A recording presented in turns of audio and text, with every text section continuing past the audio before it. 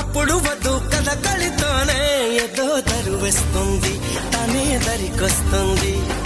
పదరా ఆ పదరా అని మెలికేస్తుంటే, పదరా ఓ పొదకే అని సై అన్నట్టే, పదరా ఆ పదరా అని మెలికేస్తుంటే, పదరా ఓ పొదకే అని సై అన్నట్టే. చెలిసలా